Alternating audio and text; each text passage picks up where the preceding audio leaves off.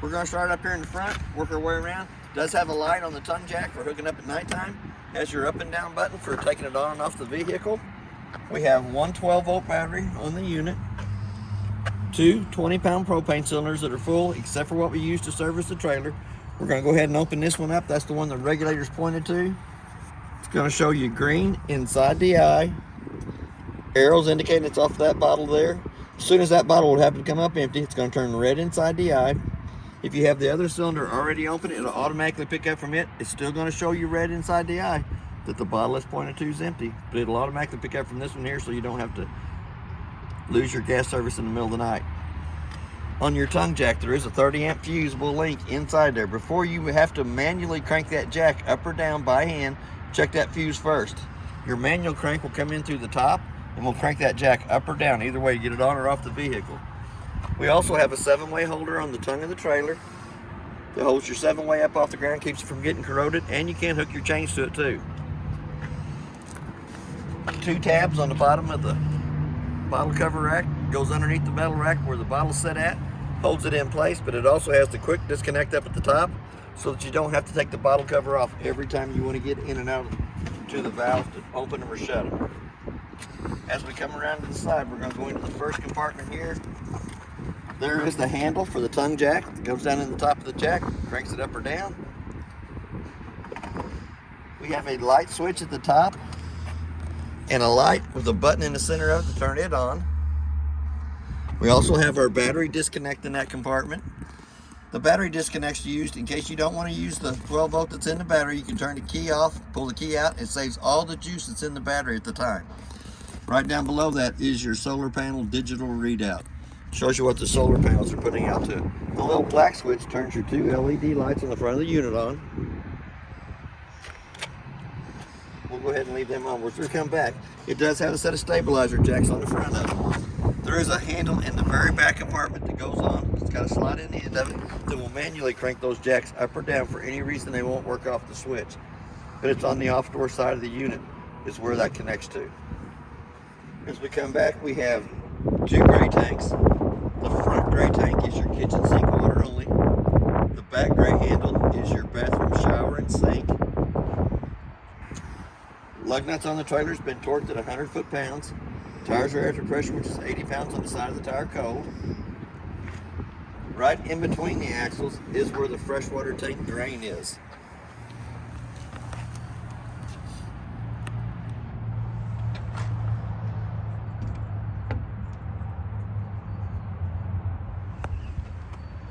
As we come back, we got another termination valve in the back. The 3-inch black valve in the back is for the toilet water only. The gray valve number 3 out here is for your washer dryer prep. All the outside compartments have a magnet that holds them up out of place. But there is a pretty good sized compartment underneath the bed. Manual way to crank the back jacks if need be. 50-amp power cord goes on, makes a quarter of a turn, tighten up the black knob. It's 36 foot long. It does have 2 blue lights on the other end indicating that it has 110 coming through both sides of it. We're prepped for a backup camera and we're prepped for a ladder, a Lippert extendable ladder. We also have an outside shower that gives you hot and cold running water back here. We have a fresh tank or black tank flush. We have a city water connect and a black or freshwater tank fill on this side. Anytime that you hook a hose to it, you want to have a regulator on those hoses before it feeds into the trailer. We have a park cable hookup and a satellite hookup down at the bottom. We're going to go into the back compartment. There's 2 handles in here. There's a 3/4 inch nut handle on the side there. And then we have the slotted handle for the 2 stabilizer jacks laying on the floor. We do have a spare tire. It's been air different pressures, but not been torqued on. It's been put on with a wrench. This side of the compartment is just the other side of that one we was just looking in. We have our switch for our stabilizer jacks for them to come down. Extend brings them down. Retract will bring them back up. You'll want to run them down till they hit the ground. and then you're gonna put just a little bit of pressure on them. The round hole in the bottom skirting on this side over here is for a 3/4 inch handle to manually crank the bedroom slide in or out. For any reason it won't go on its own, it does have a manual way to crank it in and out. Back door on the unit accesses you into the bedroom and bathroom. There's a place for the TV to come out here, slides down in this bracket, plugs into that 110 outlet, hooks to this park cable, hook up our antenna on top. We have a little doggy catch on this side over here. We have our 2 low water drain points just up underneath the skirting on this side.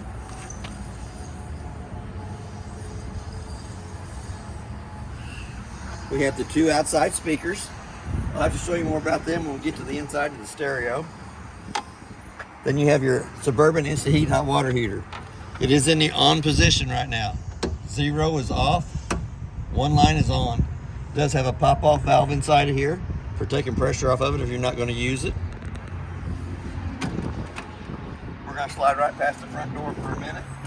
Second manual crank handle for the front living room slide. If for any reason it won't work off the button, there is a manual way to crank it in or out.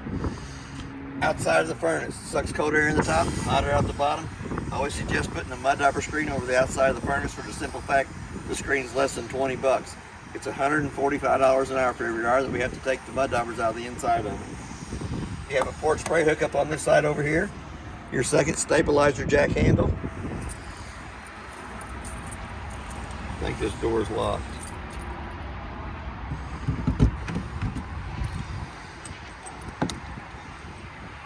Inside the front compartment, we do have a refrigerator that has to be plugged into 110 for it to work. We have our hose for our spray port that hooks up here. Gives you cold water to this side of the unit only. We have the hose up here at the top for the outside griddle. We're going to pull it out, lock it in place. The outside hose hooks to the back of the griddle here and then comes down to the frame. On the frame connection, it does have a T-handle up on top that has to be turned in line with the gas line for it having gas coming through the propane from the propane bottles to the grill. So we're going to stick it right back up here on top. When lighting the outside griddle, sometimes you have to turn it to the light position, let it sit for just about a minute, pulls gas from the bottles back to it, then the second time you use the handle, it should light. It does have a grease tray on it for catching the grease coming off the top of the griddle. Red handle locks it in place. Before you slide it back in, you want to make sure it's cold to the touch of the hand before you slide it back into the hole. We'll go right back to the inside of the unit.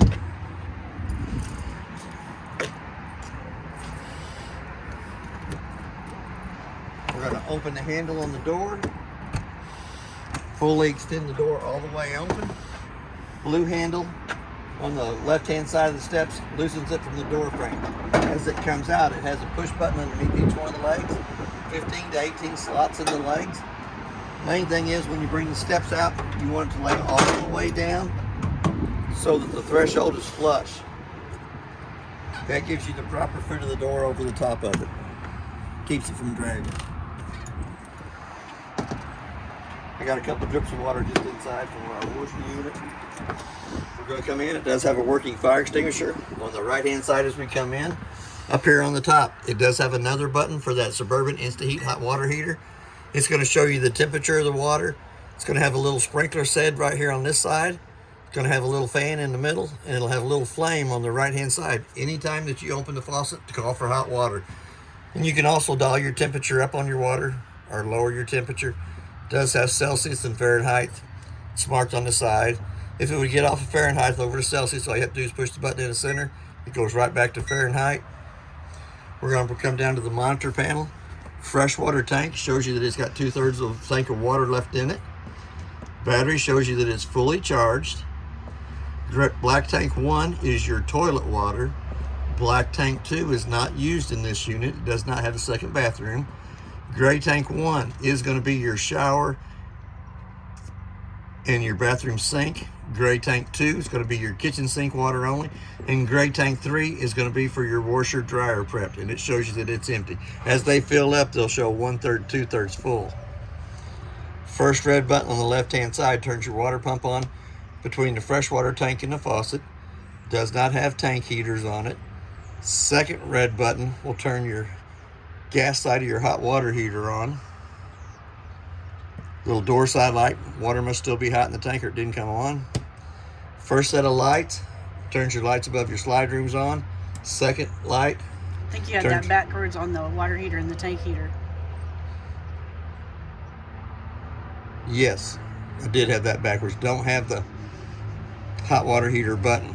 It turns on by this and this button on the outside of the hot water heater. The second one is your tank heaters for underneath your tanks. We're going to come back down to the first one here. It says awning. We're going to run it out.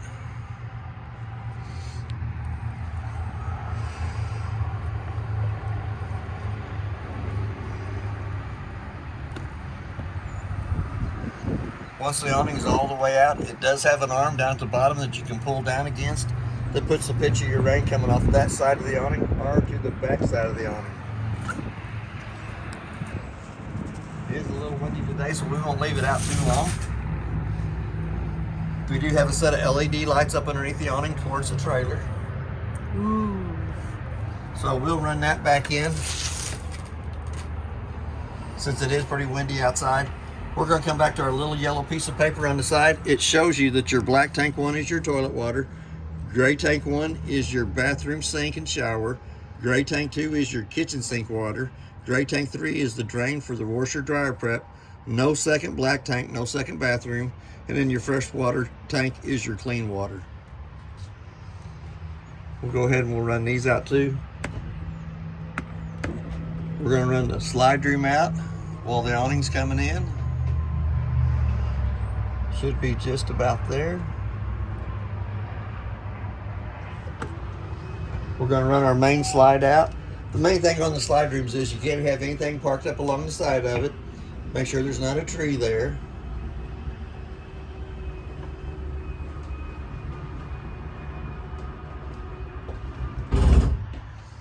Second one, middle one, runs your bedroom slide out.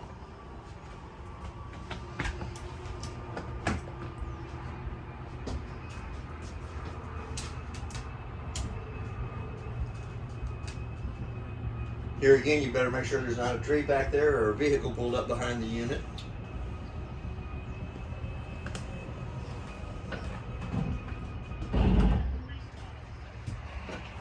We're going to come around to the refrigerator.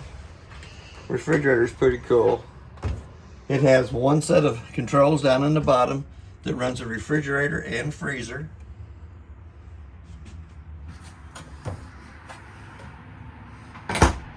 Doesn't have the right hand open, just on the left.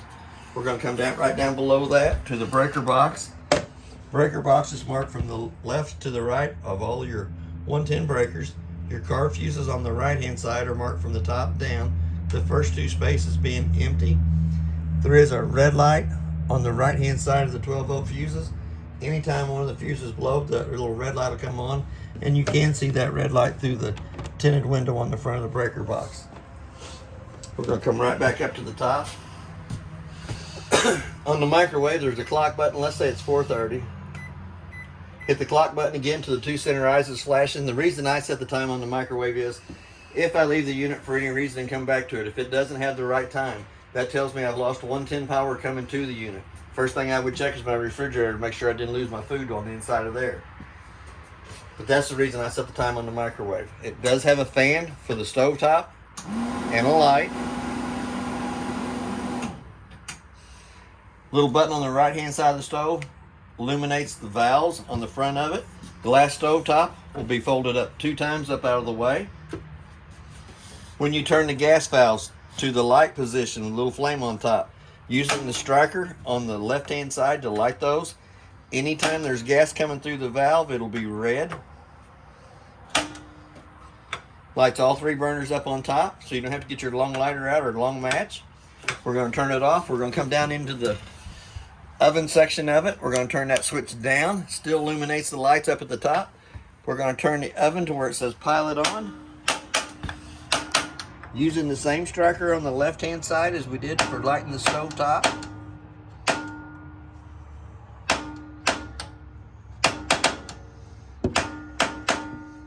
We're going to get the pilot lit.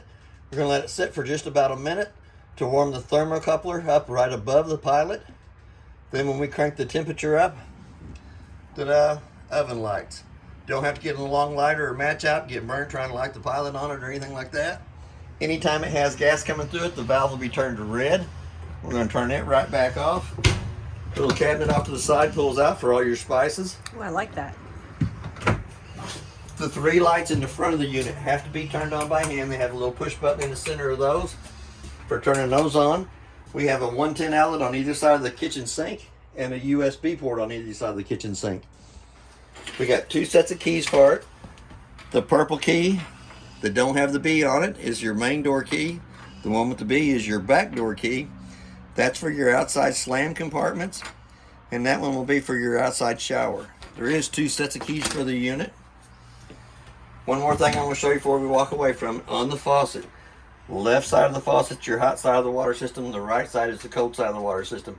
You still have to pull back on the handle to get water to come out of it. It does have pretty good sized storage underneath the kitchen sink. And I apologize for the unit being dirty. The cleaning lady will be in Monday and she'll take care of the cleaning of the trailer. All your stuff on the bag is for the appliances in here. There's one real important piece of paper inside that. It's the appliance information sheet. For any reason, any of the appliances go bad in the unit, it's going to tell you what the appliance is, who manufactured it, model, and serial number. That'll be the first thing the warranty guy will ask you is for the model and serial number of the appliance. Instead of having to take the appliances apart, that sheet right there tells you exactly what's in this unit. We also have a LP carbon monoxide detector down here by the kitchen stove. That'll be the sound you'll hear if it has LP leaking.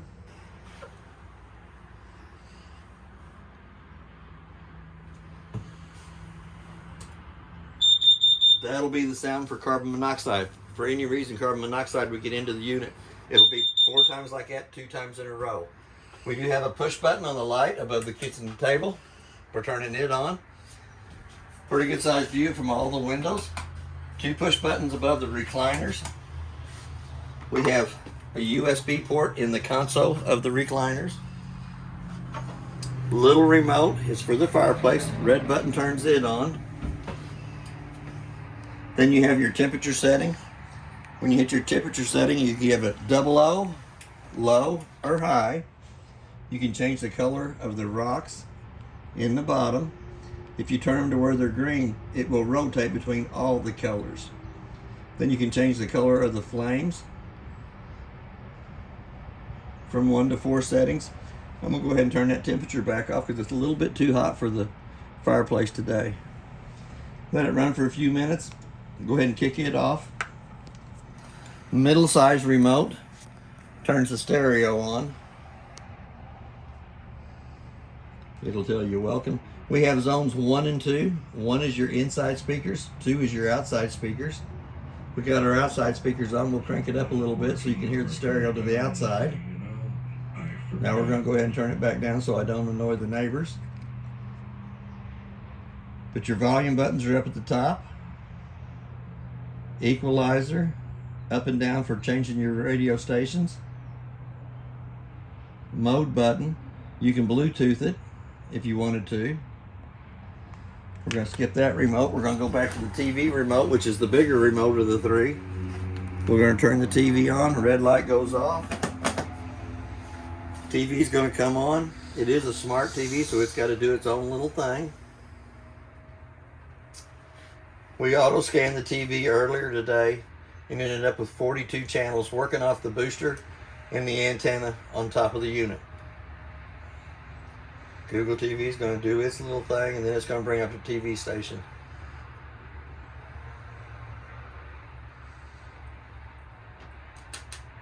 It's thinking. That's what smart TVs do.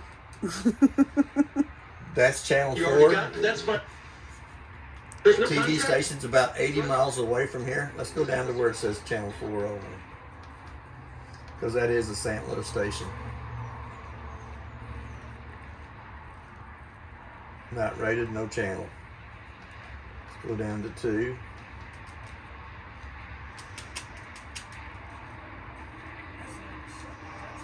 Must be the weather today. TV did pick up earlier inside the building. We'll go ahead and we'll shut it off. We're going to go right on past that. We're going to come back to the two recliners. Double tap on the lights. Turn the light on in the cup holders. And also turns the lights on underneath the recliners. They both have a pull switch on the off door side of it for pulling the recliners to set them out. Since the recliners is considered a bed area, there is a fire escape window in right behind it. As we come down through here, we're going to do the thermostat for the ACs next. Turn them on. Gives you your fan speed low, fan speed high, cool, cool low, cool auto, and cool high. We'll dial our temperature down for the AC. That is your living room AC only. We're going to hit that mode button one more time. It says heat in the lower left-hand corner. Hit that mode button one more time and it's going to say off in the lower right-hand corner. We do have a pocket door that slides over to give you privacy in the bathroom. Light switch behind the toilet that turns the lights above us on. We have a knurl knob in the vent in the ceiling that cranks the vent open. A little black button here turns the fan on. We're going to come back to the toilet. Single foot flash on the right hand side. You pull halfway down, it fills with water. Push all the way down, fills and dumps. We're going to go into the shower area.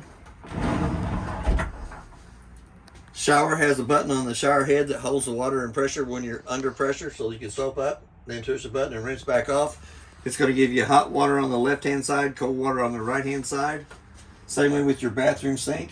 Your hot water is going to be on the left hand side, cold water is going to be on the right hand side. It does have a plug for the bathroom sink. We're going to come down and take the two screws out of this panel here. It accesses you into the back of the water pump. The water pump has one valve setup on it for winterizing. Already has the hose on it with a cap on the end. It is in the normal operating position now, so that when you put water in the fresh tank and kick the pump switch on, it will pump water from the fresh tank to the faucets. The valve gets turned just the opposite way when you get ready to winterize. And there is no valves on the back of the hot water heater. Since it is an Insta-Heat hot water heater, you will need to run antifreeze through it to keep it from busting in the wintertime.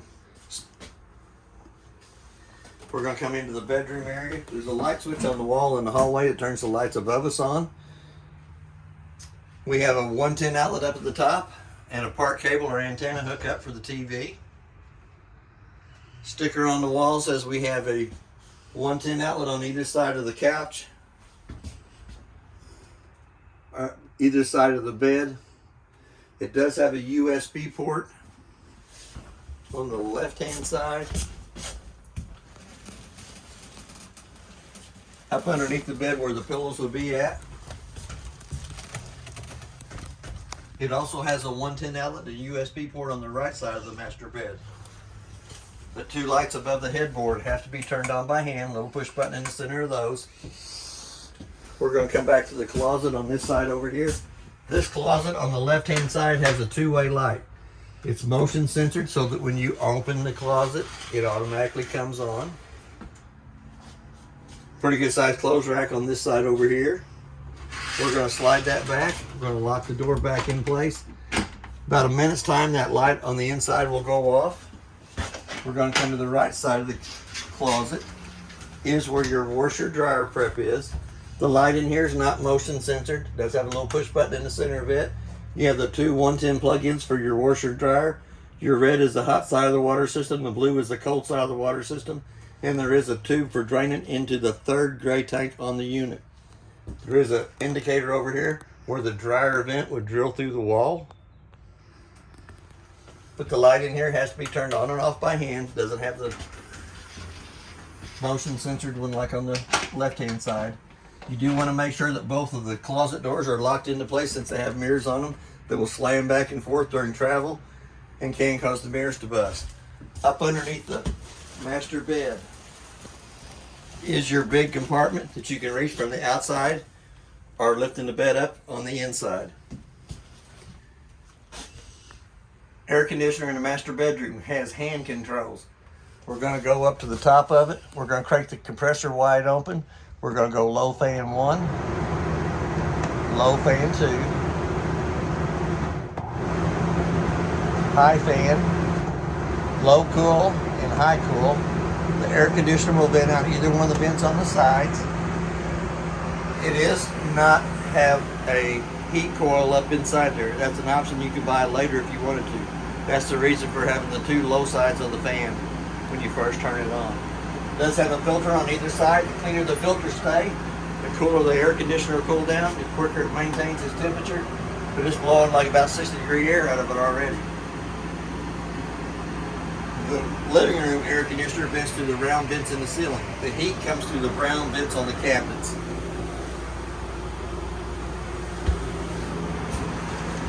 Going to put the vent down. Does not have a fire escape in the master bedroom since it has the second door.